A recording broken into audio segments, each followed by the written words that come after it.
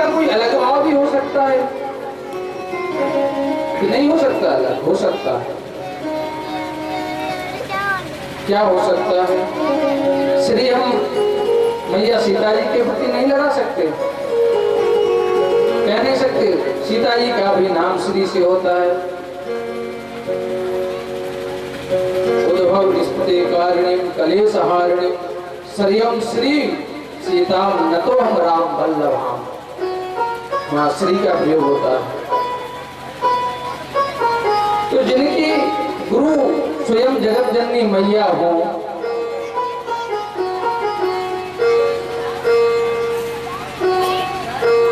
अयोध्या का पहला और बाल का मध्य और उत्तर का अंत जो समझे सो पूरा संत।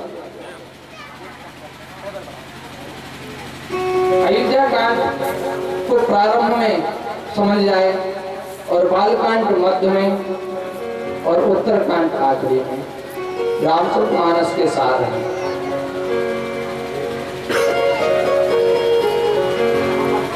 तुलसीदास जी कहते हैं कि यहाँ गुरु की कृपा से ही अयोध्या कांड लिखा, और अयोध्या कांड में भी गुरु हैं। कौन है गुरु? संत स्वभाव वाले भरत जी महाराज। अयोध्या कांड में भरत जी महाराज का ही चरित्र पर विशेष प्रकाश है। भरत जी महाराज की ही विशेष भूमिका है अयोध्या कांड। और यहाँ तक तुलसीदास जी कहते हैं कि भरत जी महाराज ही मेरे गुरु हैं, इसलिए मैंने अयोध्या कांड लिखने से पहले गुरु भगवान की वंदना की, क्योंकि अयोध्या कांड में भरत जी का चरित्र ही विशेष है। एक समय तुलसीदास जी कहने लगे, मैं रायगढ़ सरकार के दर्शन करने जा रहा था। तो रायगढ़ सरकार के दर्शन करने सरकार अंदर थे, द्वार पर लिखा हुआ था, निर्मल मन जन सो मोय पावा, मोय कपट छल छिद्र न भावा। मैं जैसे अंदर बहुत प्रवेश किया मैंने, तुलसीदास जी कहते हैं, और जैसे लिखा देखा तो अंतरात्मा कांपने लगी कि मैं तो निर्मल मन हूं ही नहीं। और राम जी के दर्शन तो उन्हीं को होते हैं जो निर्मल हृदय वाले होते हैं। वापस होने लगे, जैसे वापस जा रहे थे तो भरत जी महाराज मिलते हैं रास्ते में।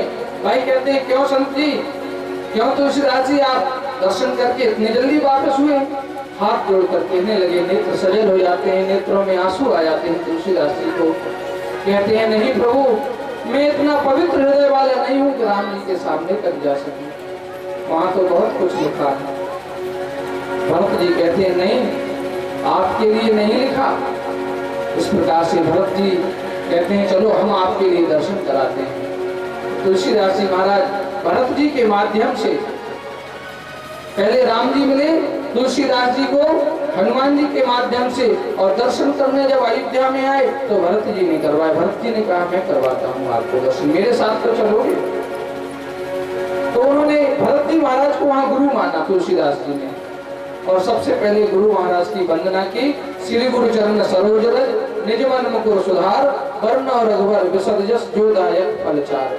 जो चारों फलों को देने वाले हैं, ऐसे गुरु भरत जी महाराज की मैं वंदना करता हूँ। इसके बाद अयोध्या कांड का प्रारंभ, क्रम तो वही है, कथा का विषय हमारा है, केवल आज और काल की कथा शेष है। तो कथा तो विस्तार से नहीं हो सकती, केवल हम भगवान के चरित्र का दृष्टिगत कर सकते हैं, ध्यान कर सकते हैं, कितने इतने कार्य किए भगवान ने। कल के बाद भंडारा और जो भी माता मैया की कृपा हवन आदि इत्यादि। जब ते राम जाए घरे आए, नित नव मंगल हो मोद बधाए। इस प्रकार से आनंद होने के बाद में एक समय रघुराज विराजा और अपना महाराज सिंहासन पर बैठ के अपना मुख देखने लगे, और क्या देखते हैं? श्रवण समीप भयो श्रुत केसा और मनो जरठपन अस उपदेश। अपने स्वरूप के देखकर सोचने लगे कि अब तो बुढ़ापा आ गया है और अब मनुष्य की इच्छाएं कभी पूरी नहीं होती, क्यों ना हम राघवन सरकार को का राज अभिषेक कर दिया जाए। इस प्रकार से महाराज दशरथ जी अपने मन में विचार सोचते हैं। सभी प्रसन्न हुए। बहुत अच्छा। आज तो सफेद बाल बच्चों के भी हो जाते हैं तो निर्णय नहीं कर सकते कि चतुर्थ अवस्था है या बाल अवस्था है। नहीं, पहले ऐसा नियम था, सफेद बाल हुए और चतुर्थ चौथापन आ गया, ऐसा मानते थे। इस प्रकार का मन में भाव बना के सब प्रजावासियों को सुनाया महाराज दशरथ जी ने कि हमारी इच्छा है कि राघवन सरकार को उत्तराधिकारी बना दिया जाए। सभी के मन में भाव थे, इससे अच्छा और क्या हो सकता है। गुरु महाराज दशरथ जी के पास पहुंचे, प्रभु दिन बताओ, अब हमारे लिए कौन सा शुभ दिन होगा जिससे राघवन सरकार का राज अभिषेक किया जाए। जैसे ही वशिष्ठ महाराज तो त्रिकालदर्शी संत हैं, समझ गए, उन्हें तो जानकारी थी कि राज अभिषेक होने वाला नहीं है और मैं यदि तिथि और रख दूं तो हो सकता है कि बाद में कहेंगे कि महाराज जी आप भी झूठ बोल गए। तो उन्होंने कह दिया, सुदिन सुमंगल होए जब राम होए युवराज। वही मंगल दिन है, वही अच्छा दिन है जिस दिन राघवन सरकार गद्दी पर विराजमान हो जाए। तो महाराज दशरथ जी ने कहा कि तैयारी की जाए। उन्होंने कह दिया, आना सकल सुकीरत पानी, तैयारी की जाए। बिल्कुल अवश्य, शुभ कार्य कर रहे हैं आप। अब तो पूरे अयोध्या में तैयारी होने लगी राजाभिषेक की।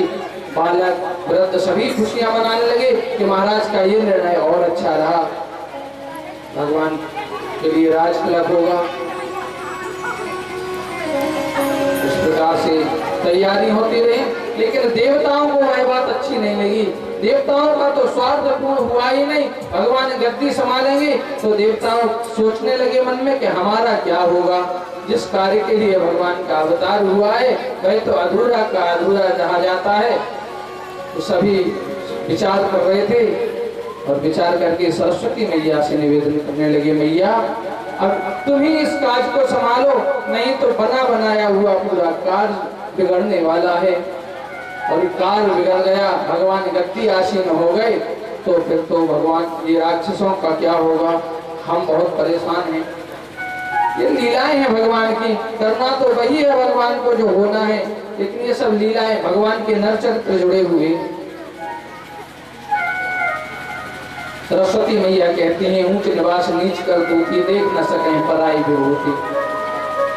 तुम्हारे सिंहासन तो भले ही ऊंचे हैं, ऊंचे स्थान पर राजने वाले हो, स्वर्ग के देवता हो, लेकिन दूसरे का भला देखने वाले नहीं हो। दूसरे का अच्छा होता है तुम्हें बड़ा बुरा लगता है। क्या दिक्कत है? उनके पिताजी उनको गद्दी दे रहे हैं, क्या तुम्हारा अधिकार दे रहे हैं? तो अपने अधिकार पर आसीन हो, भाई अपने अधिकार दे रहे हैं, अपने राज्य का उत्तराधिकारी बना रहे हैं। लेकिन हाथ जोड़ के विनती करते हैं देवता, नहीं मैया, स्वार्थ है इसमें हमारा। सरस्वती जी ने कहा, ठीक है, जब सबका स्वार्थ है तो मैं आपके सबके कहने से यह कार्य को करूंगी। सरस्वती मैया अयोध्या में आके देखती हैं कि कहां से काम हो जाएगा। इधर उधर देखा, लेकिन नाम मंत्रा मंदमती चेरी